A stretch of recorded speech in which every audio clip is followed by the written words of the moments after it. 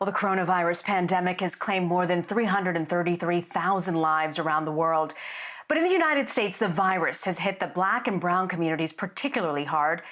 According to a new report compiled by AMP Research Lab, the death rate for African Americans infected with COVID-19 is almost 2.5 times as high as it is for white Americans. The radical difference has put a spotlight on the racial disparities in the healthcare system for African American communities across the country. Joining me now, Derrick Johnson.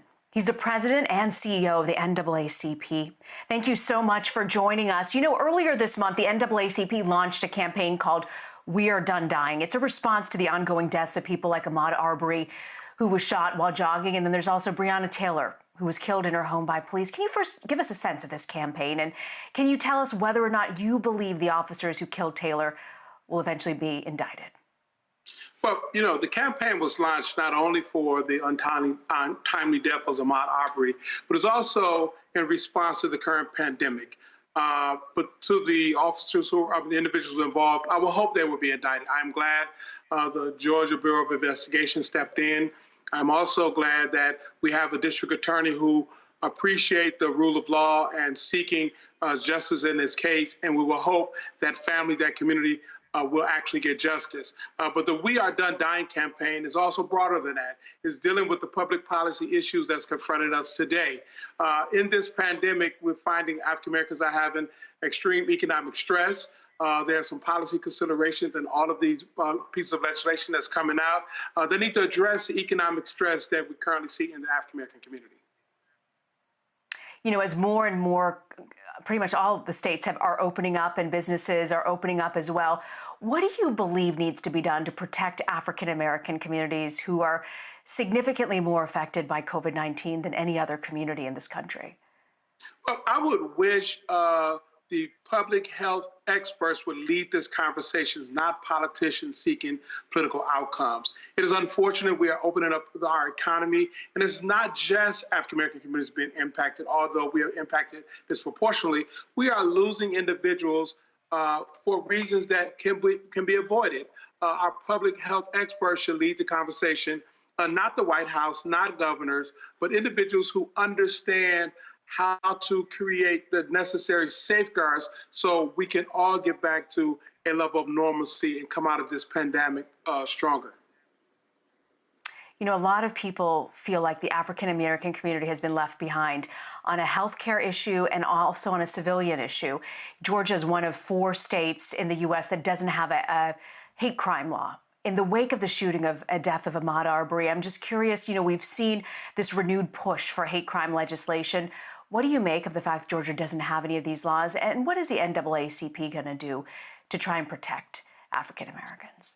So elections have consequences, and Georgia, like many southern states, have not recognized the legacy of racial hatred in those states. But we do have a federal hate crime law, and I will hope at some point the Justice Department in that area step up and bring charges against these individuals.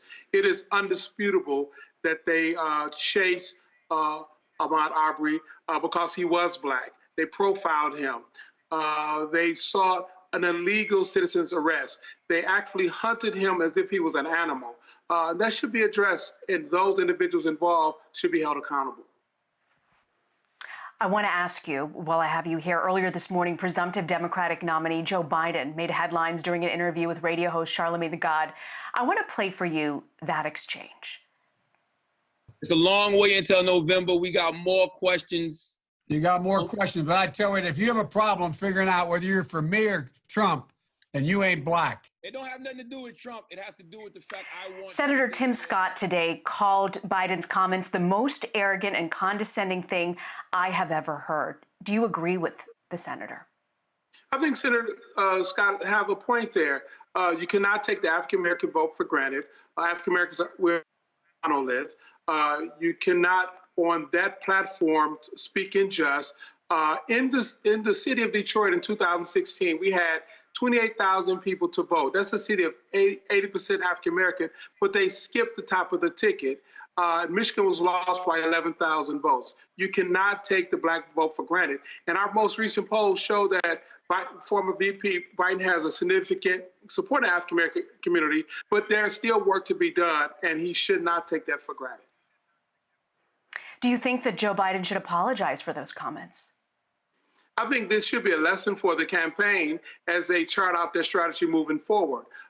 In order for his campaign to win, he must garner more support from the African American community, and those comments take away from that. We have to have November elections where African Americans' voices are heard. You either lose or you win with the support of the African American community. And if his campaign is not taking that serious at this juncture, there's a lot of questions that still need to be answered. You know, over history, the NAACP has previously consistently endorsed Joe Biden. What would you like to tell Joe Biden today publicly about support from the NAACP, and what would you like to see him do? So be clear, the NAACP, we have never endorsed a candidate or a political party. We're nonpartisan. We may have individuals who are associated with NAACP who are supporting VP Biden, but as an organization, we have not endorsed, nor have we ever endorsed any political candidate running for presidency. And what would you like to say to Joe Biden? I think is an opportunity for him to recognize at this moment that there's still more work to be done. We cannot take the Black vote for granted. It is the vote that brought him this far. I think he recognizes that. And there has to be stronger preparation when you go on platforms like the Breakfast Club, because it is an aggressive platform, but it's also a platform where many millennial and younger African-American voters listen to, and it will and can leave an impression.